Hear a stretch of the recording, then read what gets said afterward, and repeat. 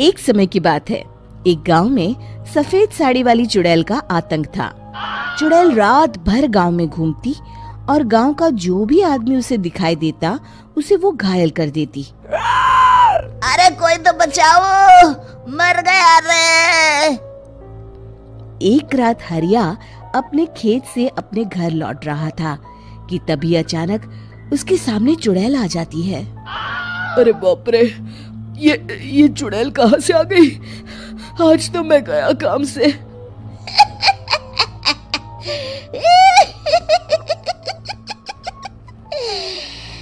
आज मुझे मेरा शिकार मिल गया। अरे चुड़ैल दीदी, मुझे छोड़ दो। जैसे ही चुड़ैल हरिया की तरफ बढ़ती है, हरिया वहाँ से भाग जाता है और अपने घर के दरवाजे पे पहुँचता है। अरे भगवान, जल्दी से दरवाजा खोलो, मेरे पीछे चुड़ैल पड़ी है। हरिया की पत्नी जल्दी से दरवाजा खोल देती है। अरे आप इतना हाफ क्यों रहे हैं? अरे मेरे पीछे चुड़ैल पड़ी है, आज तो मैं बाल बाल बच गया। जल्दी से सभी दरवाजे और सभी खिड़कियों को बंद करके बत्ती बुझा दो। तभी चुड़ैल हरिया के घर के पास पहुंच जाती है। अरे वो आदमी कहाँ गायब हो गया? मैं भी देखती हूँ आखिर कब तक बचेगा। मैं अपने शिकार को इतनी आसानी से नहीं छोड़ती। इतना कहकर चुड़ैल वहां से चली जाती है। वहीं दूसरी तरफ हरिया और उसकी पत्नी दोनों अपने घर की खिड़की से ये सब देख रहे होते हैं। अरे बाप रे, ये तो बड़ी डरावनी चुड़ैल थी। अगले दिन ये बात आग की तरह पूरे गांव में फैल जाती है और धीरे धीरे लोग चुड़ैल के डर के मारे शाम होते ही अपने घरों से बाहर निकलना बंद कर देते हैं। कुछ दिनों के बाद भाई, मैंने तो इस चुड़ैल के डर के मारे रात को अपने खेतों को पानी देना बंद कर दिया है। कहीं मेरी फसल सूख गई तो मैं तो कहीं का नहीं रहूंगा। साहूकार का कर्जा कैसे चुकाऊंगा? अरे भाई, पूरे गांव वालों का यही हाल है। पता नहीं ये चुड़ैल हमारे गांव में कहां से आ गई।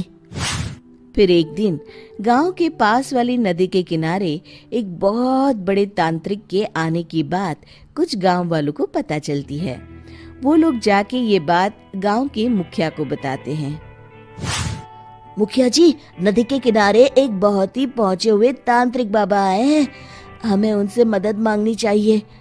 मैंने सुना है वो बड़े बड़े भूतों और चुड़ैलों को अपने वश में कर लेते हैं। मुखिया जी सभी गांव वालों को लेकर उस तांत्रिक के पास पहुंच जाते हैं। ओम फट स्वाहा, ओम फट स्वाहा। तभी तांत्रिक अपनी बंद आंखों को खोलकर कहता है, क्या बात है? तुम सब लोग यहाँ क्यों आए हो? मुखिया जी उस तांत्रिक को सारी बात बता देते हैं। अब क्या होगा?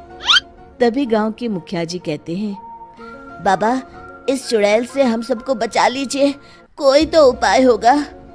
इसका सिर्फ एक ही उपाय है। सभी गांव वालों को बारी बारी हर दिन अपनी आधी फसल उस पहाड़ी के ऊपर बनी काली गुफा में छोड़ के आनी होगी। तभी उस चुड़ैल की भूख मिटेगी और श्राप का प्रभाव खत्म हो जाएगा और तुम सब जिंदा बच जाओगे। सभी गांव वाले उस तांत्रिक की बात को मान लेते हैं और वहां से चले जाते हैं।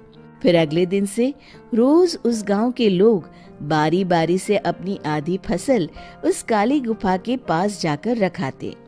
कुछ दिनों बाद हरिया की बारी आती है। बाप रे, आज तो मेरी बारी है उस काली गुफा में जाने की। क्या करूं? वो तो बड़ी खतरनाक चुड़ैल है। मेरे तो हाथ पैर कांप रहे हैं। फिर हरिया डरते डरते अनाज की बोरियां अपनी बैलगाड़ी में लाद देता है।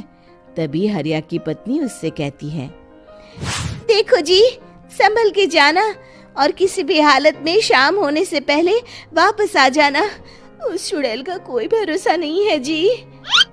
हरिया बैलगाड़ी में बैठते हुए कहता है, भगवान, मैं क्या वापस आऊंगा?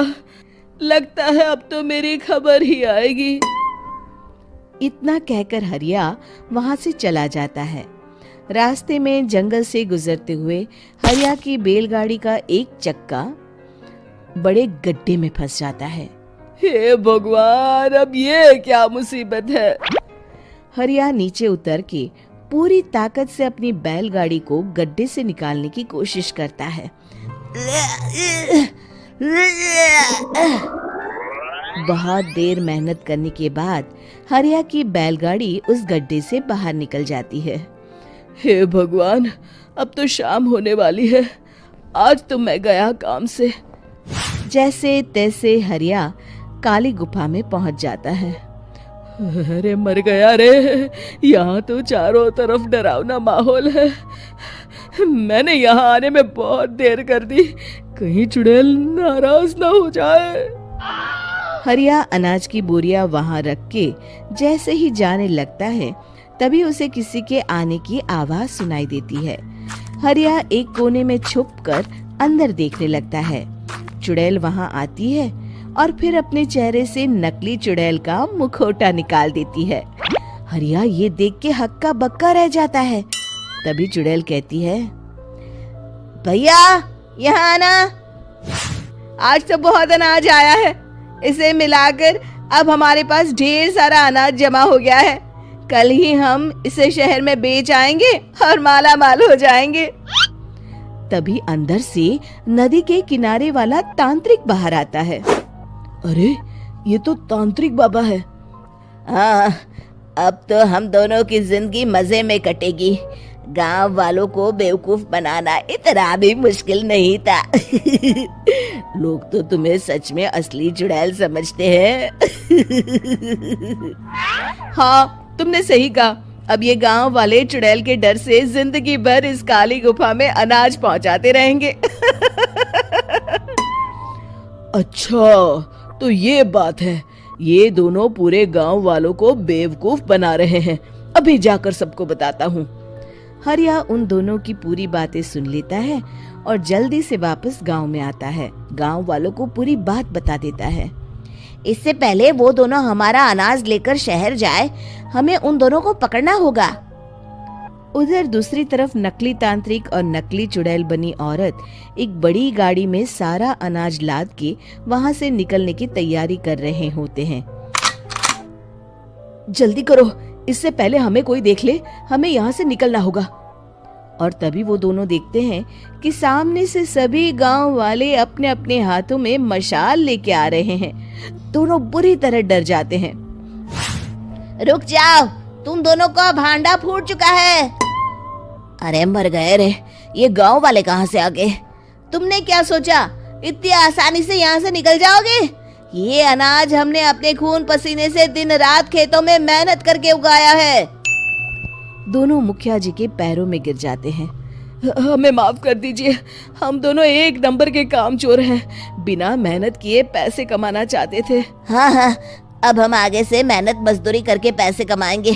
हमें कुछ मत करना, हमें छोड़ दीजिए। इतना कह के दोनों गांव छोड़ के भाग जाते हैं और सभी गांव वाले फिर से खुशी खुशी रहने लगते हैं। शिक्षा, तभी तो कहते हैं कि किसी भी समस्या का समाधान केवल सूझबूझ से ही करना चाहिए और कभी हिम्मत नहीं हारनी चाहिए। दोस्तों, हमें उम्मीद है कि आपको हमारी ये कहानी पसंद आई होगी। कृपया हमारे चैनल को सब्सक्राइब करें और सभी अपडेट्स के लिए बेल आइकन जरूर दबाएं। और हाँ, वीडियो लाइक और शेयर करना मत भूलिएगा। Bye bye.